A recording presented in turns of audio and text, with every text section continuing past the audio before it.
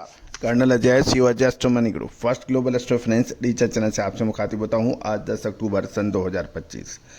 दोस्तों, खबर निकल के आ रही है कि गुरुवार को राष्ट्रपति ट्रंप ने कहा कि इस महीने के अंत में चीन के राष्ट्रपति के साथ होने वाली बैठक में ट्रंप सोयाबीन के मुद्दों को उठाने की सोच रहे हैं। उन्होंने ये पिछले सप्ताह भी कहा था और ये भी उल्लेख किया था कि अगर व्यापारिक संबंधों में सुधार नहीं होता है तो अमेरिका को चीन से आयात रोकना पड़ सकता है। लेकिन अब महत्वपूर्ण ये बात है कि बाजार इन बातों का डोनाल्ड ट्रंप के बयानों को कोई खास महत्व नहीं दे रहा है, क्योंकि निवेशक इन चर्चाओं और निष्क्रियता से लगभग थक चुके लगते हैं। क्योंकि हर बार नए बयान और उसके बाद में उसके डिले करना, उसको 2 महीने 3 महीने की आगे अवधियाँ देना, इससे बाजार शुरुआत में प्रभावित हो रहे थे, लेकिन अब कोई प्रभावित कम होने की संभावना है।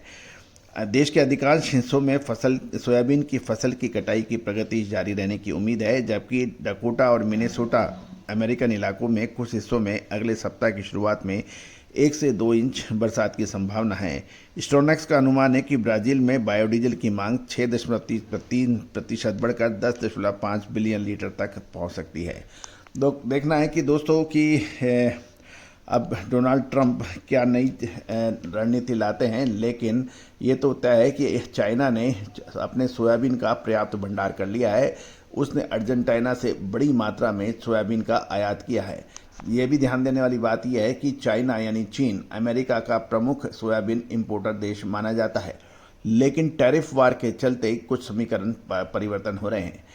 दोस्तों, अमेरिका, ब्राज़ील और अर्जेंटीना सोयाबीन के प्रमुख उत्पादक राष्ट्र माने जाते हैं, और यदि चीन ने अमेरिका से सोयाबीन का आयात रोका या अमेरिका ने अतिरिक्त टैरिफ लगाया तो बहुत बड़ी समस्याएं सामने आ सकती हैं। लेकिन चाइना हर चाल का जवाब मजबूती से दे रहा है और वो अपने स्टैंड बाय यानी दूसरे वैकल्पिक उपायों से अपने सोयाबीन का पर्याप्त भंडार कर लिया है। दोस्तों, विशेष जानकारी अपडेट के लिए चैनल को लगातार देखें, और कोई भी विशेष अपडेट के लिए अग्रिम विशेष रिपोर्ट के लिए आप संपर्क कर सकते हैं, जो कि सहयोग राशि अदा करने पर उपलब्ध हो सकती है। All the very best, good luck, happy trading.